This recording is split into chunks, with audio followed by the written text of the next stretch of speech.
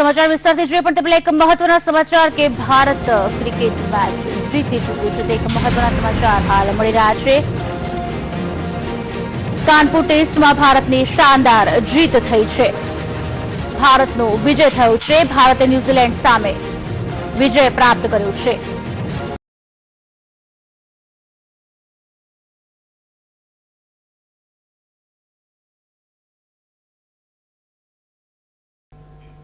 समाचार विस्तार से पण ते પહેલા એક મહત્વના સમાચાર કે ભારત ક્રિકેટ મેચ સમાચાર હાલ ટેસ્ટ મેચ હતી। વિરાટ કોહલી અને સહિત જે આખી ટીમ છે ભારતની તેના ઉપર દબાણ હતું કે આ ઐતિહાસિક ટેસ્ટ મેચમાં જીત નોંધાવે અને એવું થયું છે અને પૂરો શ્રેય આપવો પડશે ભારતની સ્પિન બેલેડીને। અશ્વિન અને જાડેજાની સ્પિન બેલેડીએ જે પરફોર્મન્સ આપ્યું છે, જેની જીત જે કિવીઝ પ્રવાસી ટીમ છે તે નથી ઝીલી શકી।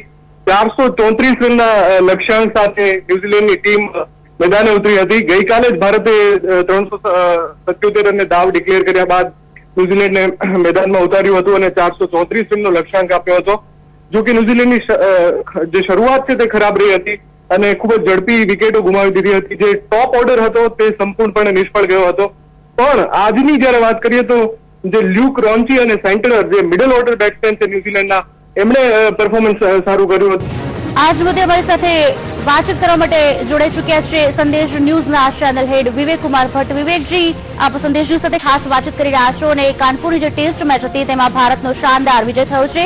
બીજા દાવમાં 6 વિકેટ લીધી છે। આર અશ્વિને શું કહેશો? બિલકુલ, આજે ભારત માટે બહુ મોટો દિવસ છે। 500 ટેસ્ટ મેચ કાનપુરમાં, એમાં ભારત વિજય થયું છે। 197 રનથી ભારત વિજય થયું છે અને અશ્વિને બહુ ધમાકેદાર પારી રમી છે। 6 વિકેટ અશ્વિને લીધા, 2 વિકેટ શમી લીધા અને જાડેજાએ 1 વિકેટ લીધું। એના સાથે જ ભારત જે છે નંબર 1 બની ગયું છે। ટેસ્ટ રેન્કિંગમાં ભારત નંબર 1 આવ્યું અને પાકિસ્તાન અત્યાર સુધી નંબર 1 હતું, એનું તાજ આજે છીનવાઈ ગયું છે અને પાકિસ્તાનને એક મોટો ઝટકો જે છે એ ક્રિકેટના ક્ષેત્રમાં પણ મળ્યો છે। ન્યુઝીલેન્ડને 197 રનથી હાર આપી છે। બહુ સારી સિરીઝ આ રમ્યા અને કાનપુર ટેસ્ટમાં હવે ભારતની શાનદાર જીત બાદ જે છે એ બહુ ઉત્સાહ અત્યારે સમગ્ર દેશમાં જોવા મળી રહ્યો છે।